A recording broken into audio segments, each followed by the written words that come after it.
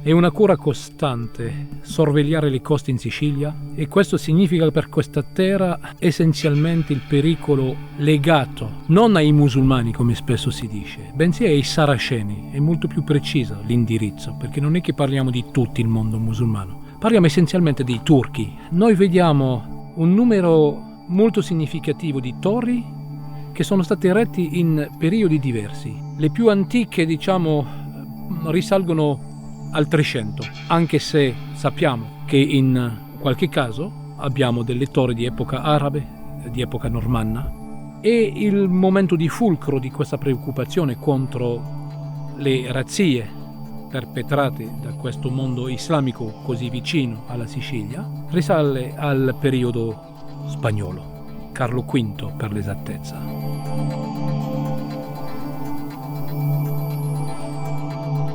Quando le si osserva vediamo delle torri rotondeggianti, altre invece di forma quadrate, alcune che vantano soltanto 2 piani, altre invece 3, e quindi si capisce che nell'arco del tempo qualcosa si è modificato di fondamentale. Le posizioni strategiche erano i cappi, promontori, i tratti di costa che annunciavano qualche insenatura, la vicinanza di qualche città.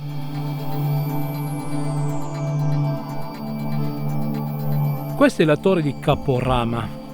Siamo sul territorio favarotaro, cioè terrasini, proprio all'ingresso del golfo di Castellammare, Terra Sinus, terra del golfo. Questa torre è stata recuperata in qualche modo, essendo il territorio ormai protetto come una riserva naturale.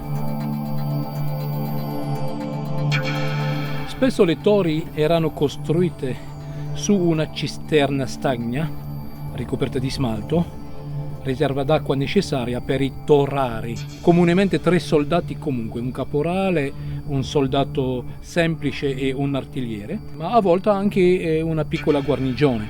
Questa cisterna era sovrastata dopo di materiali di costruzione, e si definiva una stanza detta dammuso, con spesso una volta a botte. Dopo si andava su una elevazione superiore dove avremmo trovato l'armamento della piccola artiglieria, tranne in qualche caso dove si adoperava anche un'artiglieria più pesante.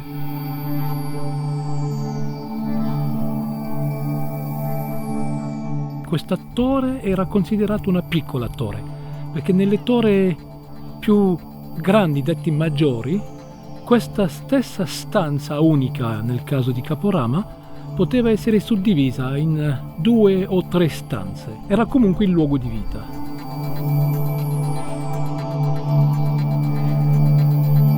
Le tecniche di difesa erano interessanti. Difesa piombante, lanciando del materiale sul nemico, che significa che era comunque approdato a terra. Parlando di saraceni era già un po' tardi. O se no con tiro piccante, adoperando dei fucili.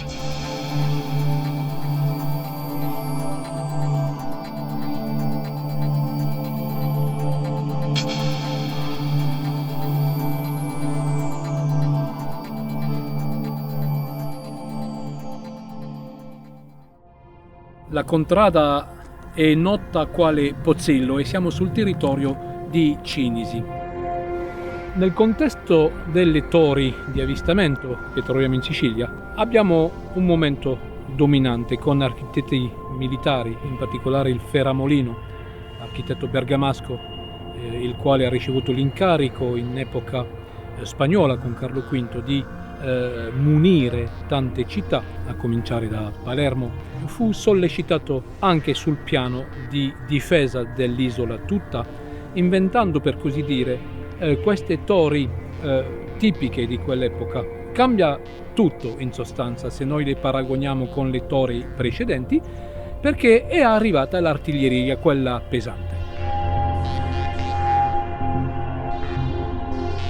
L'artiglieria provoca una vera e propria rivoluzione nella nostra Europa. Le mura di cinta delle città sono state previste per i fanti, mica per l'uso di cannoni, quali nei primi tempi necessitavano un rinculo di quasi 10 metri, se non di più, sempre che non esplodevano in mano agli inservienti.